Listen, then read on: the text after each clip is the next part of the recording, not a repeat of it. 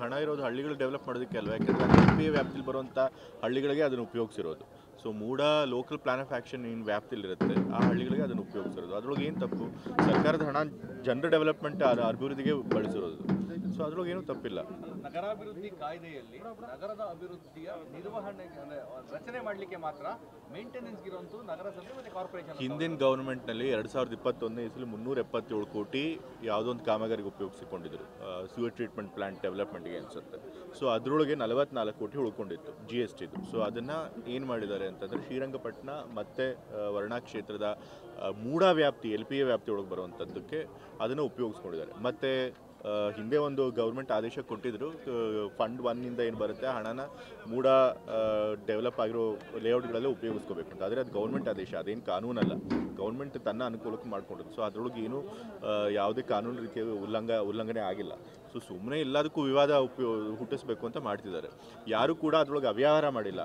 ಆಗಿರೋದು ಜನರ ಡೆವಲಪ್ಮೆಂಟ್ಗೆ ದುಡ್ಡು ಬಳಕೆ ಆಗಿರೋದು. ಸೊ ಅದ್ರೊಳಗೆ ಅವ್ಯವಹಾರ ಎಲ್ಲಿ ಬರುತ್ತೆ? ಅಂದರೆ ಆ ಪ್ರದೇಶವಷ್ಟು ಮೂಡ ವ್ಯಾಪ್ತಿ ಇದು. ಹೌದು, ಮೂಡ LPA ವ್ಯಾಪ್ತಿಯೊಳಗೆ ಬರೋ ಹಳ್ಳಿಗಳಿಗೆ, ಮತ್ತು ಆ ಹಳ್ಳಿಗಳಿಗೆ ಹಿಂದೆ ಮೂಡದಲ್ಲೇ ಹಣ ಕೊಟ್ಟು ಕಾಮಗಾರಿಗಳೇನಿವೆ ಅದು ಪೂರ್ತಿ ಪೂರ್ಣಗೊಂಡಿಲ್ಲ. 90% ಕಾಮಗಾರಿಗಳಾಗಿತ್ತು, 10% ಬಾಕಿ ಇತ್ತು. ಸೊ ಹಾಗಾಗಿ ಆ ಹಳ್ಳಿಗಳದ್ದು ಡೆವಲಪ್ಮೆಂಟ್ಗೆ ಹಣ ಉಪಯೋಗಿಸಿದ್ರು. BJP ಸರ್ಕಾರ ತಪ್ಪು ಮಾಡಿತ್ತು, ಅದನ್ನ ಕೊಡೋಕ್ಕೆ ಅವಕಾಶನೇ ಇರಲಿಲ್ಲ ಕಾಯ್ದೆಯಲ್ಲಿ. ಅದನ್ನ ಇವರು ನಿಲ್ಲಿಸಬೇಕಾಯ್ತು. ಕಾಯ್ದೆ ಅಂತೇನಿಲ್ಲ, ಅದು ಗೌರ್ಮೆಂಟ್ ಆದೇಶ ಮಾಡ್ಕೊಂಡಿರೋದು ಅಷ್ಟೇ. ಮೂಡ ಹಣನ ನಾವು ಜನರಿಗೆ ಉಪಯೋಗಿಸ್ಬೇಕು, ಮೂಡ LPA ವ್ಯಾಪ್ತಿಯಲ್ಲಿ ಬರೋಂಥ ಹಳ್ಳಿಗಳಿಗೂ ಉಪಯೋಗಿಸ್ಕೋಬೇಕು. ಅದನ್ನು ಕೆಲಸ ಮಾಡಿದ್ದೀವಿ. ಅದಕ್ಕೆ ನೀವು ಫಂಡ್ 1 ತೊಗೊಂಡ್ರೆ ಫಂಡ್ 2 ತೆಗೆದುಕೊಂಡಿದ್ದೇನೆ ಸರ್ಕಾರಿ ಹಣ. ಈಗ ಪದೇ ಅಂದರೆ ಈಗ 90 ಕೇಸು ಕೂಡ ಈಗ ಮತ್ತೆ ಓಪನ್ ಮಾಡುವಂತ ಮತ್ತೆ ಸುಳ್ಳು ಕೇಸ್ಗಳನ್ನು ಹಾಕ್ತಿದ್ದಾರೆ. ಇವಾಗ ಏನಾಗಿ ಹೋಗ್ಬಿಟ್ಟಿದೆ ಅಂತಂದರೆ BJP ಅವ್ರಿಗೆ ಯಾವುದೇ ಇಶ್ಯೂಗಳಿಲ್ಲ, ಏನಾದರೂ ಮಾಡಿ ಸರ್ಕಾರದ ವಿರುದ್ಧ ಏನಾದರೂ ಟೀಕೆ ಮಾಡಬೇಕು.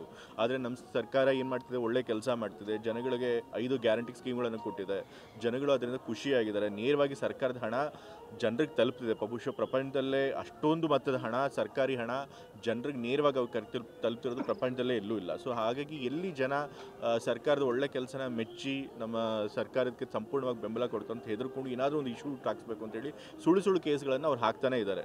ಈಗಾಗಲೇ ನೀವು ಹೇಳಿದ್ರಿ ಯಾವುದೋ ಒಂದು ಕೇಸು ಅಂತ, ಅದೆಲ್ಲ ಸಂಪೂರ್ಣ ಬೋಗಸ್ ಅವ್ರು ಹೇಳಿರುವಂಥ ಆರೋಪಗಳು.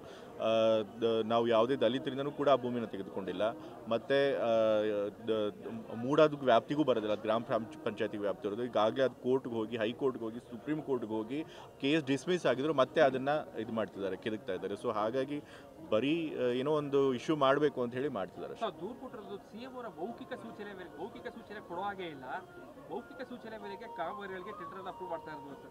ಏನು ಮೌಖಿಕ ಯಾವುದು ಟಿಪ್ಪಣಿ ಬರೀತಾರೆ? ಮೂಡ ಹಣದಲ್ಲಿ ಮೌಖಿಕ ಆದೇಶದ ಮೇಲೆ ಏನಿಲ್ಲ, ಅದು UD ಇಲಾಖೆನಲ್ಲಿ ಆಗಿರುವಂಥದ್ದು.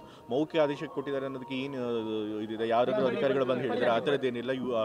ಅರ್ಬನ್ ಡೆವಲಪ್ಮೆಂಟ್ ಇಲಾಖೆಯಲ್ಲಿ ಆ 44 ಕೋಟಿ ಬಳಕೆ, ಇದು 377 ಕೋಟಿ ಕಾಮಗಾರಿ ಇತ್ತು, ಅದನ್ನು 4 ಕೋಟಿ ಉಳ್ಕೊಂಡಿದೆ. ಅದನ್ನು ವಾಪಸ್ಸು ಸರ್ಕಾರದಕ್ಕೆ ಇದು ಮಾಡೋ ಬದಲು ಅಭಿವೃದ್ಧಿ ಕಾಮಗಳಿಗೆ ಉಪಯೋಗಿಸ್ಕೊಡು ಅಂತ ಹೇಳಿ ಅರ್ಬನ್ ಡೆವಲಪ್ಮೆಂಟ್ ಇಲಾಖೆಯಲ್ಲೇ ಅದನ್ನು ಆದೇಶ ಮಾಡಿ ಕೊಟ್ಟಿರುವಂಥದ್ದು. ಸೊ ಅದರ ಆಧಾರದ ಮೇಲೆ ಅದು ಕೆಲಸಕ್ಕೆ ಯಾಕೆಂದರೆ ಯಾರು ಕೂಡ ಸುಮ್ಮನೆ ಸುಳ್ಳು ಆರೋಪಗಳನ್ನು ಮಾಡ್ತಿರಲಿಲ್ಲ. ಇವರು ರಾಜಕೀಯಕ್ಕೋಸ್ಕರ ಇವಾಗ ತಲೆ ಇಲ್ಲ ಬುಡ ಇಲ್ಲ ಆ ರೀತಿ ಆರೋಪಗಳನ್ನು ಮಾಡ್ತಿದ್ದಾರೆ. ಎಲ್ಲಿ ಇಶ್ಯೂನೇ ಇಲ್ವೋ, ಎಲ್ಲಿ ಹಗರಣನೇ ಇಲ್ವೋ, ಅಲ್ಲಿ ಇಲ್ಲದೇ ಇರೋ ಕಡೆನೂ ಕೂಡ ಹಗರಣ ಇದೆ ಅಂತೇಳಿ ಏನೇನು ಸುಳ್ಳು ದಾರಿ ತಪ್ಪಿಸುವಂಥ ಕೆಲಸ ಮಾಡಿದ್ದಾರೆ. ಹಾಗಾಗಿ ದಾರಿ ತಪ್ಪಿಸಬೇಕು ಅಂದರೆ ಯಾವಾಗಲೇ ಬೇಕಾದರೂ ಮಾಡ್ಬೋದು, ಎಷ್ಟು ಆರೋಪಗಳನ್ನಾದರೂ ಮಾಡ್ಬೋದು. ಆ ಕೆಲಸ ಅವ್ರು ಮಾಡ್ತಾ ಇದ್ದಾರೆ.